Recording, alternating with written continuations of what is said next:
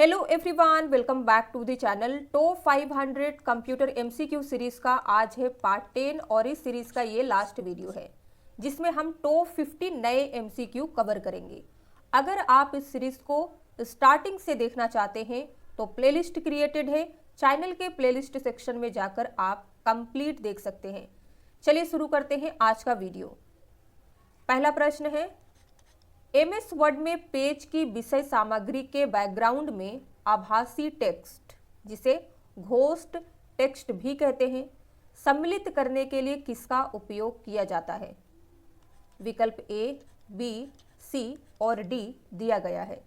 Answer क्या होगा? सी, watermark. Microsoft word में पेज की विषय सामग्री के बैकग्राउंड में अगर हमें कोई टेक्स्ट ऐड करना है तो उसके लिए यूज करेंगे वाटरमार्क। रिलेटेड एमसीक्यू देखिए जो कवर हो चुका है। डैश एक धुंधली पृष्ठभूमि छवि, जिसे फेडेड बैकग्राउंड इमेज कहते हैं, है जो टेक्स्ट के पीछे प्रदर्शित होती है। इसका उपयोग किसी डॉक्यूमेंट की स्थिति या कंपनी के प्रतीक को इंगित करने या कलात्मक दर्शाने के लिए भी किया जाता है। तो आंसर क्या होगा? ए, वाटरमार्क। वाटरमार्क एक फेडेड बैकग्राउंड इमेज है जो मेन बॉडी टेक्स्ट के पीछे डिस्प्ले होती है। माइक्रोसॉफ्ट पावर पॉइंट डैश का एक उदाहरण है। विकल्प दिया गया है ए, बी, सी और डी। बताइए सही उत्तर क्या होगा? डी, माइक्रोसॉफ्ट पावर पॉइंट एक सॉफ्टवेयर का उदाहरण है। अगर आपसे एग्जाम में पूछता है कि माइक्रोसॉफ्ट पावर पॉइंट किस टाइप का सॉफ्टवेयर है तो फिर आंसर रहेगा एप्लीकेशन सॉफ्टवेयर। कंप्यूटर विज्ञान शब्दावली का निम्नलिखित में से कौन सा युग्म सही नहीं है? पहला विकल्प बीट, डेटा भंडारण इकाई, तो ये सही है। बीट कंप्यूटर में डेटा की सबसे छोटी स्टोरेज यूनिट होती है। दूसरा देखिए, पिक्सल, प्रसंस्करण इकाई यानी कि प्रोसेसिंग यूनिट। पिक्सल का मीनिंग है पिक्चर एलिमेंट। ये डिस्प्ले चित्र की सबसे छोटी इकाई है, ना कि प्रोसेसिंग यूनिट। तो यहाँ पे हमारा करेक्ट आंसर होगा ए, केवल 2। दूसरा विकल्प गलत दिया गया है, पहला विकल्प सही है। निम्नलिखित में से कौन सा कंप्यूटर प्रोफेशनल प्रेजेंटेशन बनाने सहित दैनिक जीवन डेटा और वर्ड प्रोसेसिंग के लिए उपयुक्त है? कंप्यूटर के टाइप में दिया गया है A, mainframe computer, B, supercomputer, C है माइक्रो कंप्यूटर और डी दिया गया है मेगा कंप्यूटर। सही उत्तर होगा सी, माइक्रो कंप्यूटर। माइक्रो कंप्यूटर का यूज हम प्रोफेशनल प्रेजेंटेशन क्रिएट करने के लिए, डे टू डे डेटा को स्टोर करने के लिए, वर्ड प्रोसेसिंग के लिए यूज कर सकते हैं। माइक्रो कंप्यूटर वे होते हैं जिसमें ए, दोहरी विशेषताएं होती है, बी, कम मेमोरी होती है, सी, विशेष प्रयोजन के उपकरण होते हैं या फिर डी, कई फंक्शन होते हैं। आंसर होगा डी, कई फंक्शन होते हैं। एक माइक्रो कंप्यूटर की क्षमता किसकी मदद से बढ़ाई जा सकती है? अगर आप एक माइक्रो कंप्यूटर की कैपेसिटी को इंक्रीज करना चाहते हैं, बढ़ाना चाहते हैं, तो इनमें से किसकी मदद से कर सकते हैं? सही उत्तर होगा सी, विस्तार कार्ड। माइक्रो प्रोसेसर और माइक्रो कंप्यूटर में मुख्य अंतर करने वाली मुख्य विशेषताओं में से एक है। बताइए, माइक्रो प्रोसेसर और माइक्रो कंप्यूटर में डिफरेंस क्या होता है?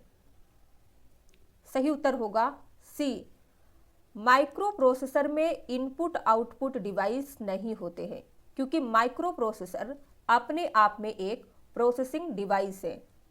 यहीं पे बात करें माइक्रो कंप्यूटर की, तो माइक्रो कंप्यूटर में कम से कम एक इनपुट डिवाइस, एक आउटपुट डिवाइस, एक प्रोसेसिंग डिवाइस और एक मेमोरी यूनिट होती है। बूटअप पर उपलब्ध पहले कंप्यूटर निर्देशों को निम्नलिखित में से कौन रखता है? विकल्प दिया गया है ए, बी, सी और डी।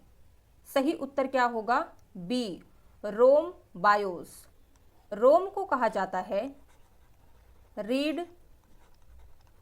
Only memory. बायोस को कहते हैं बेसिक इनपुट आउटपुट सिस्टम।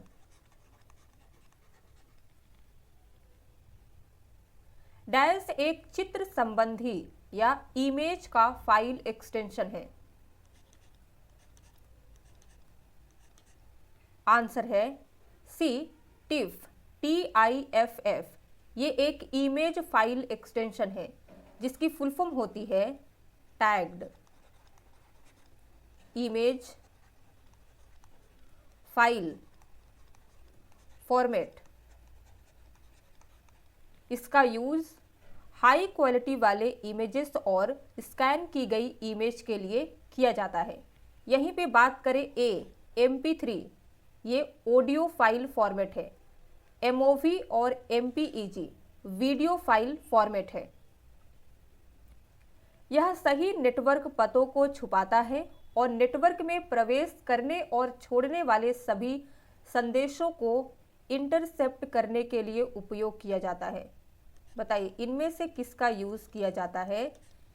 सही नेटवर्क एड्रेस को हाइड करने के लिए और नेटवर्क में प्रवेश करने और छोड़ने वाले सभी संदेशों को इंटरसेप्ट करने के लिए। आंसर है ए, प्रॉक्सी सर्वर। अब हम इन सभी को थोड़ा डिटेल में समझेंगे। प्रॉक्सी सर्वर वास्तविक नेटवर्क पतों को छुपाता है और नेटवर्क में प्रवेश करने और बाहर जाने वाले सभी संदेशों को इंटरसेप्ट करता है। ये क्लाइंट और सर्वर के बीच इंटरमीडियरी के रूप में काम करता है। लॉजिक बॉम्ब एक प्रकार का हानिकारक कोड है। फायरवॉल नेटवर्क सुरक्षा के लिए ट्रैफिक को फिल्टर करता है। IP एड्रेस को हाइड करना इसका काम नहीं है। पैचेस सॉफ्टवेयर की त्रुटियां जो होती है, एरर्स जो होते हैं, उससे मॉडिफाई करने के लिए यूज होता है। निम्नलिखित में से कौन सा सिस्टम सॉफ्टवेयर का एक उदाहरण है? आंसर है ए, विंडोज ऑपरेटिंग सिस्टम। तो विंडोज ऑपरेटिंग सिस्टम एक सिस्टम सॉफ्टवेयर है। MS एक्सेल एप्लीकेशन सॉफ्टवेयर है। टैली अकाउंटिंग सॉफ्टवेयर है और अगर इसे सॉफ्टवेयर की कैटेगरी में रखे तो एप्लीकेशन सॉफ्टवेयर ये भी है। MS वर्ड भी एप्लीकेशन सॉफ्टवेयर है। एक आउटपुट डिवाइस में से किसे विजुअल डिस्प्ले यूनिट और वीडियो भी कहा जाता है? आंसर होगा बी, मॉनिटर। मॉनिटर एक आउटपुट डिवाइस है। मॉनिटर का ही दूसरा नाम विजुअल डिस्प्ले यूनिट है। इन शॉर्ट कहे तो वीडियो। रिलेटेड MCQ देखिए कई बार पूछा जाता है। मॉनिटर या टीवी स्क्रीन को डैश के रूप में जाना जाता है, तो आंसर हो जाएगा वीडियो। या फिर सिंपली कई बार देखा गया है कि वीडियो का पूर्ण रूप क्या है ये बताइए, तो आंसर हो जाएगा विजुअल डिस्प्ले यूनिट, जो कि हमने कवर कर लिया है। डिस्प्ले को नॉट डिस्प्ले, डिस्क को इरेज या मिटाने की प्रक्रिया क्या कहलाती है? अगर आप किसी डिस्क को इरेज कर रहे हैं तो इरेज करने की प्रोसेस क्या कहलाती है? आंसर होगा दूसरा, फॉर्मेटिंग। संक्षिप्त MICR में C का क्या अर्थ है?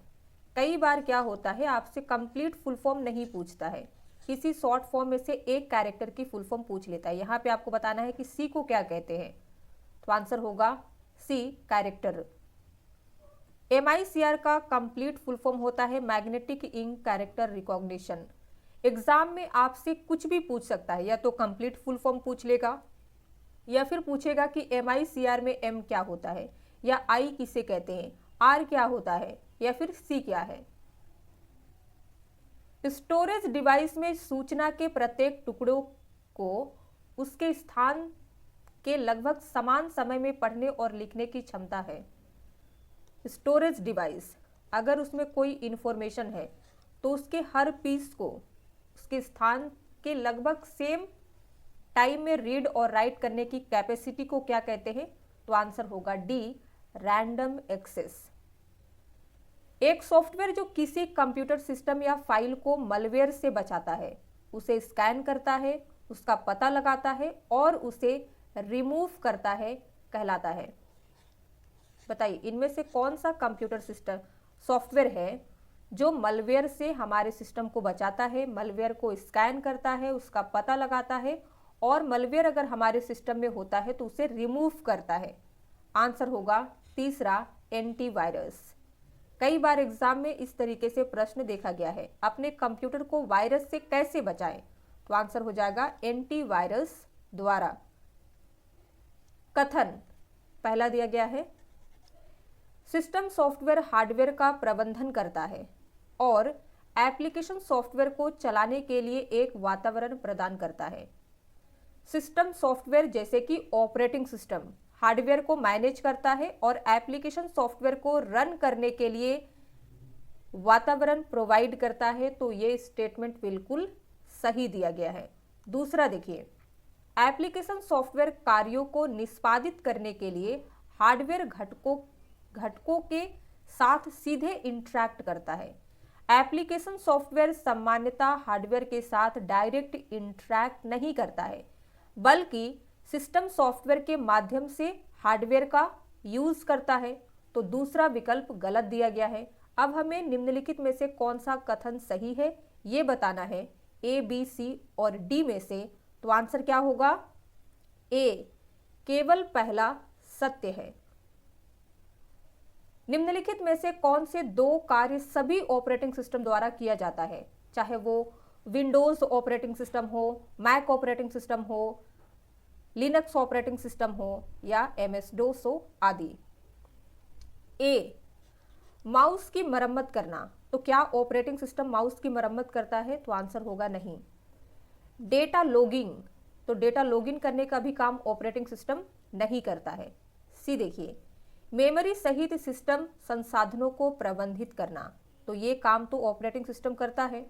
तो सी करेक्ट होगा। डी देखिए, डेटा को प्रिंटर तक स्थानांतरित करना। जो भी हमारे सिस्टम में डेटा होता है, अगर हम उसे प्रिंट करना चाहते हैं तो ऑपरेटिंग सिस्टम उसे प्रिंटर तक ट्रांसफर करता है। तो ये भी विकल्प सही दिया गया है।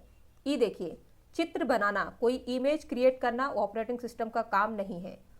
नीचे दिए गए, तो ये विकल्प भी गलत है। नीचे दिए गए विकल्पों में से सही उत्तर का चयन कीजिए। क्या होगा सही उत्तर? तीसरा, सी और डी विकल्प सही है। ये दो काम सभी ऑपरेटिंग सिस्टम के द्वारा किया जाता है। कंप्यूटर के विकास में पहली से चौथी पीढ़ी तक निम्नलिखित प्रमुख तकनीकी परिवर्तनों ए से डी के सही क्रम की पहचान कीजिए।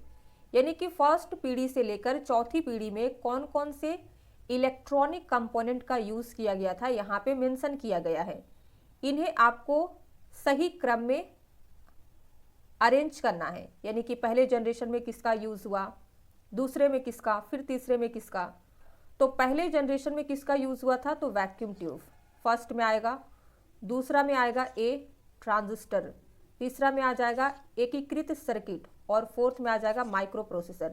नीचे दिए गए विकल्पों में से सही उत्तर की पहचान कीजिए। तो सही उत्तर क्या होगा? फोर्थ, सी, ए, फिर आएगा डी, फिर आएगा बी। MS वर्ड 365 में मेन्यू बार में हेल्प टैब खोलने के लिए निम्नलिखित में से किस शॉर्टकट कुंजी का उपयोग किया जाता है? अगर आप माइक्रोसॉफ्ट वर्ड 365 यूज कर रहे हैं, उसमें आपको हेल्प टैब खोलना है, तो कौन सी शॉर्टकट कुंजी यूज करेंगे? आंसर होगा बी, F1। निम्नलिखित में से कौन सा कीबोर्ड शॉर्टकट MS एक्सेल 365 में डेटा कॉपी करने में मदद करता है? एक्सेल 365 आप यूज कर रहे हैं, उसमें डेटा कॉपी करना है तो यूज करेंगे Ctrl+C। ए करेक्ट है। भारत में पहली बार कंप्यूटर किस वर्ष में प्रयोग किया गया? आंसर क्या होगा? सी, 1955 में। भारत में पहली बार कंप्यूटर का प्रयोग 1955 में किया गया। यह कंप्यूटर का नेम क्या था? HEC-2M, जिसे इंडियन सांख्यिकी संस्थान में जो कि कोलकाता में स्थापित है, वहाँ पे स्थापित किया गया था। कई बार एग्जाम में पूछता है भारत का पहला कंप्यूटर कहाँ और कब स्थापित किया गया था, तो आंसर हो जाएगा भारतीय सांख्यिकी संस्थान में, जो कि कलकत्ता में है। और कब, तो 1955 में। निम्नलिखित में से किन्हें निम्न स्तरीय भाषा के रूप में जाना जाता है?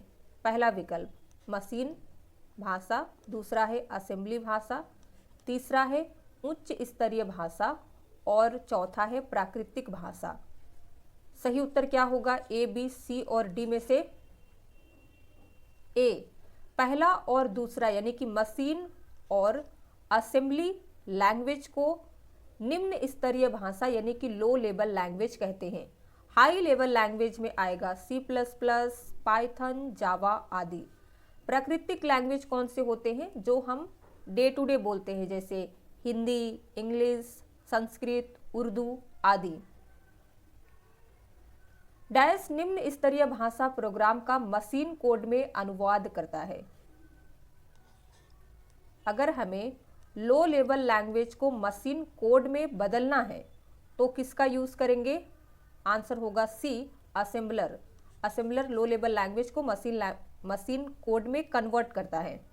अब हम समझेंगे कि assembler, compiler, interpreter and virus का यूज। असेंबलर असेंबली लैंग्वेज के प्रोग्राम को मशीन कोड में अनुवाद करता है। कंपाइलर हाई स्तरीय भाषा को मशीन कोड में कन्वर्ट करता है। फिर है इंटरप्रेटर, ये प्रोग्राम को लाइन बाय लाइन अनुवाद करता है। वायरस हानिकारक प्रोग्राम होता है, ना कि लैंग्वेज ट्रांसलेटर है। कौन से प्रकार की कंप्यूटर मेमोरी में यह क्षमता है कि बिजली के प्रवाह को बंद करने के बाद भी सुरक्षित डेटा को बनाए रखता है? मेमोरी के हमने कई टाइप पढ़े हैं, primary memory, secondary memory. Primary memory को वोलाटाइल मेमोरी कहते हैं, सेकेंडरी मेमोरी को नॉन वोलाटाइल मेमोरी कहते हैं। तो बताना है कि कंप्यूटर की कौन सी टाइप की मेमोरी होती है जिसमें ये क्षमता है कि बिजली के प्रवाह को बंद कर देने के बाद भी डेटा को सुरक्षित स्टोर रखता है। तो ऐसी मेमोरी को कहते हैं नॉन वोलाटाइल मेमोरी। इसका एग्जाम्पल हो जाएगा हार्ड डिस्क ड्राइव, रोम आदि। निम्न को इनके आकार के बढ़ते क्रम में लगाइए। पहला दिया गया है बीट, दूसरा बाइट, तीसरा गीगाबाइट, चौथा किलोबाइट, पांचवा मेगाबाइट और छठवां है टेराबाइट।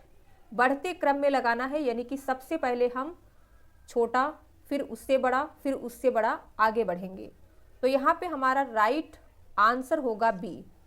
पहला विकल्प ए आएगा, दूसरे में आएगा बाइट, बीट से बड़ा बाइट है।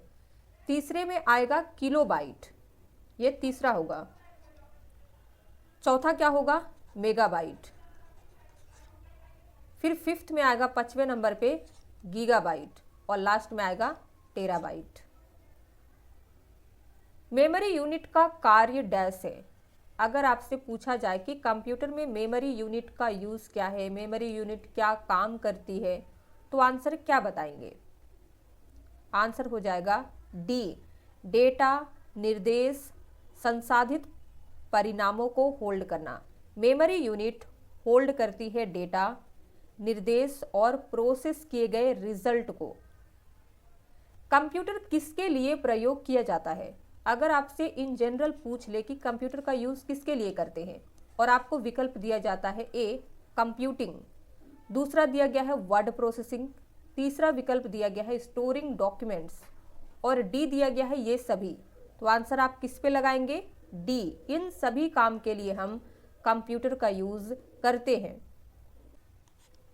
निम्नलिखित में से कौन सी एक कंप्यूटर में द्वितीयक भंडारण युक्ति नहीं है, जिसे कहते हैं secondary storage device? Secondary storage device क्या करती है?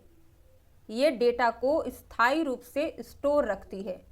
सही उत्तर होगा D, semiconductor memory storage device. ये एक प्राइमरी मेमोरी है, ना कि सेकेंडरी। इसका एग्जाम्पल हो जाएगा रैम। अगर बात करें ए, मैग्नेटिक स्टोरेज डिवाइस, ये एक सेकेंडरी स्टोरेज डिवाइस है जिसका एग्जाम्पल हो जाएगा हार्ड डिस्क। हार्ड डिस्क क्या है? सेकेंडरी स्टोरेज है। बी देखिए, ऑप्टिकल स्टोरेज डिवाइस, ये भी एक सेकेंडरी स्टोरेज डिवाइस है जिसका एग्जाम्पल सीडी, डीवीडी आदि है। सी देखिए, मैग्नेटो ऑप्टिकल स्टोरेज डिवाइस, ये भी एक सेकेंडरी स्टोरेज डिवाइस है। निम्नलिखित में से कौन सा इंटरप्ट का प्रकार नहीं है? आंसर क्या होगा? बी, मेमोरी इंटरप्ट, ये इंटरप्ट का टाइप नहीं होता है। मेमोरी इंटरप्ट कंप्यूटर सिस्टम में इंटरप्ट का एक मान्य टाइप नहीं है। इंटरप्ट को आमतौर पर हार्डवेयर और सॉफ्टवेयर कैटेगरी में क्लासिफाई किया जाता है, यानी कि हार्डवेयर इंटरप्ट होता है, सॉफ्टवेयर इंटरप्ट होता है, मेमोरी इंटरप्ट नहीं होता है। निम्नलिखित में से कौन आउटपुट डिवाइस नहीं है? मॉनिटर आउटपुट डिवाइस है, प्रिंटर आउटपुट डिवाइस, प्लॉटर ये भी आउटपुट डिवाइस है। तो सही उत्तर होगा B, touch screen. Touch screen एक इनपुट और आउटपुट डिवाइस दोनों है, तो यहाँ पे सही उत्तर बी ही होगा। निम्न में से कौन पॉइंटिंग डिवाइस का उदाहरण है? पॉइंटिंग डिवाइस का एग्जाम्पल हो जाता है ए, लाइट पेन, या फिर माउस को भी पॉइंटिंग डिवाइस कहते हैं। एक प्रश्न देखिए, निम्नलिखित में से कौन सा इनपुट उपकरण प्रकाश का संवेदन कर सकता है और इसका उपयोग वीडियो स्क्रीन पर स्पॉट को इंगित करने के लिए किया जाता है? तो आंसर है लाइट पेन। मुख्य मेमोरी की तुलना में डिस्क मेमोरी है, तो मुख्य मेमोरी यानी कि मेन मेमोरी की कंपैरिजन में डिस्क मेमोरी धीमी और कम सस्ती होती है। यहाँ पे देखिए थोड़ा डिटेल में, मुख्य मेमोरी जिसे मेन मेमोरी कहते हैं, एग्जाम्पल हो जाएगा रैम, बहुत फास्ट होता है, बहुत कॉस्टली होता है, वोलाटाइल नेचर का होता है, रैम में रखे डेटा को सीपीयू डायरेक्ट एक्सेस कर लेता है। यहीं पे बात करें डिस्क मेमोरी को, जिसे सेकेंडरी मेमोरी कहते हैं, ये स्लो होती है, सस्ती होती है compare to RAM, non volatile nature की होती है, डेटा लंबे समय तक सुरक्षित रहता है।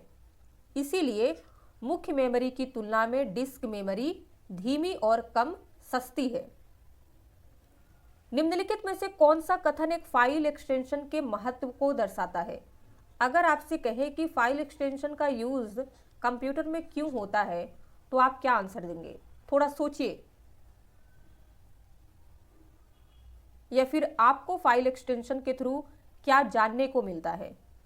आंसर देखिए बी होगा। जब फाइल में एक्सटेंशन हो तो कंप्यूटर ये तय कर सकता है कि उसे किस एप्लीकेशन में खोलना है। फाइल एक्सटेंशन से हमें फाइल का टाइप पता चलता है कि ये फाइल किस टाइप की है, पीडीएफ फाइल है, वर्ड फाइल है, प्रेजेंटेशन फाइल है, तो हम उसी एप्लीकेशन में उसे ओपन करते हैं। निम्नलिखित में से कौन सा port high quality audio video output को एक पीसी या लैपटॉप पर कनेक्ट करने के लिए सर्वाधिक उपयुक्त होगा? बताइए, ए, बी, सी और डी दिया गया है। इनमें से कौन सा port high quality audio video output को एक पीसी या लैपटॉप पर कनेक्ट करने के लिए मोस्ट सुटेबल होगा? आंसर ए है HDMI। HDMI की फुल फॉर्म बताइए। Answer A, high definition multimedia interface. ALGOL वैज्ञानिक गणनाओं के लिए पोर्टेबल प्रोग्रामिंग भाषाओं का एक परिवार है जिसका अन्य भाषाओं पर बहुत प्रभाव था। एल्गोल का पूर्ण रूप क्या है, ये बताना है।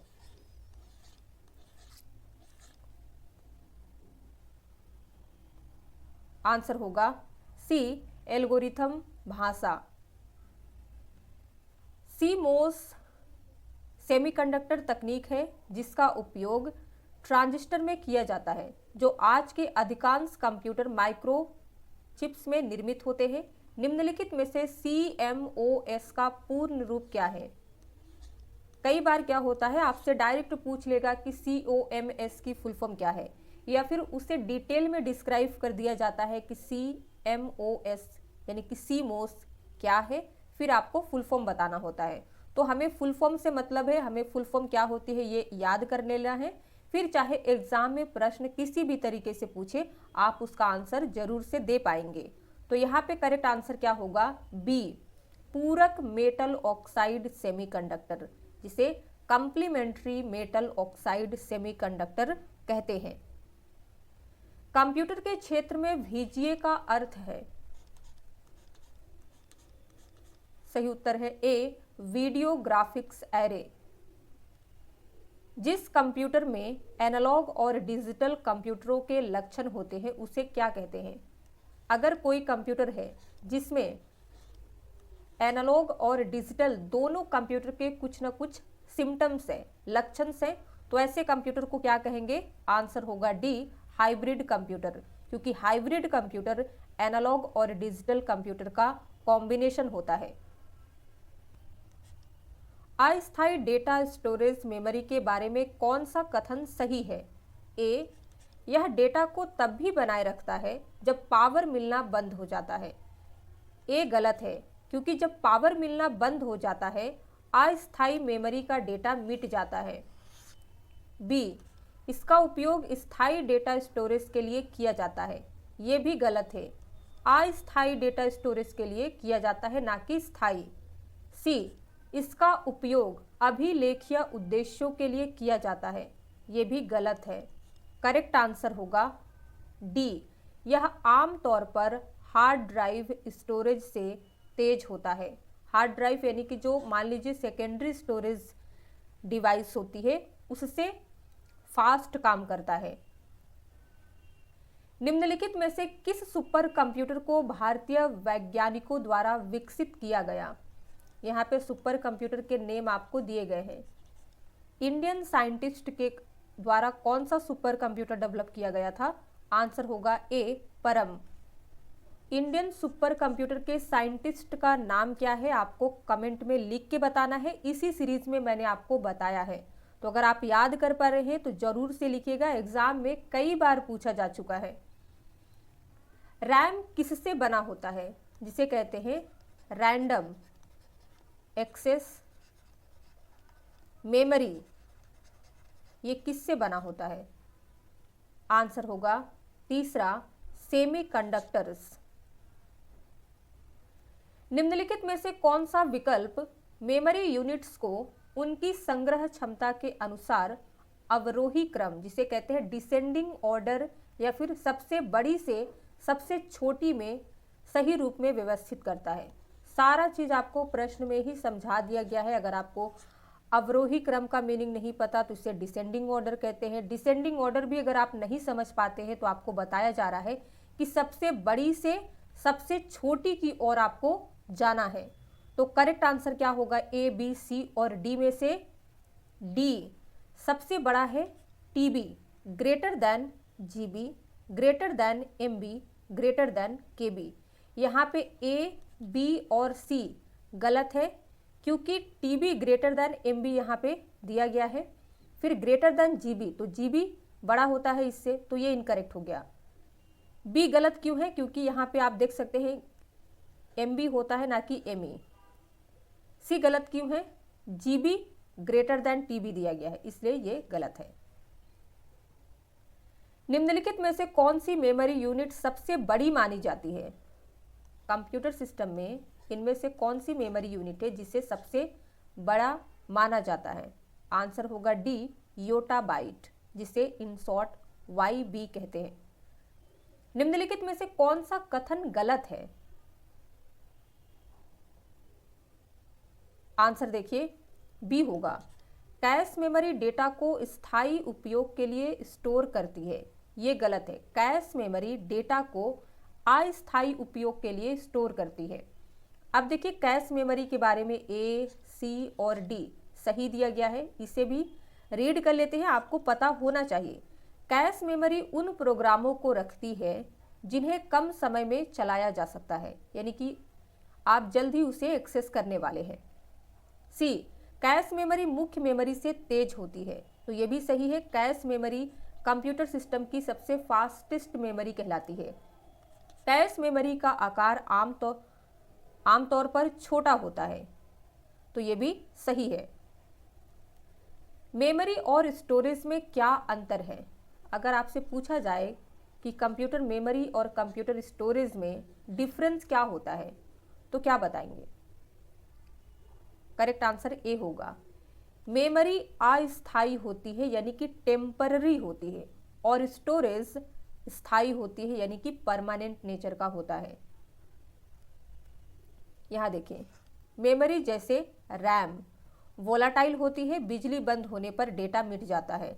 स्टोरेज जैसे hard disk, SSD, pen drive non volatile होती है, बिजली बंद होने पर भी डेटा सुरक्षित रहता है। हेक्साडेसिमल अंक 0 से 9 और ए से डैश तक दर्शाए जाते हैं। पिछले वीडियो में मैंने आपको हेक्साडेसिमल में कितने डिजिट का यूज होता है, कौन कौन से होते हैं, फिर बाइनरी का, ओक्टल, दशमलव, सभी का डिटेल में डिस्कस किया है। यहाँ पे होगा हेक्साडेसिमल में अंक 0 से 9 और ए से एफ होता है। देखिए, हेक्साडेसिमल में सिस्टम 10 न्यूमेरिकल डिजिट्स और 6 अल्फाबेट्स का उपयोग करता है। 0 से 9 तक 10 हो गया, ए से एफ तक 6 अंक हो गए।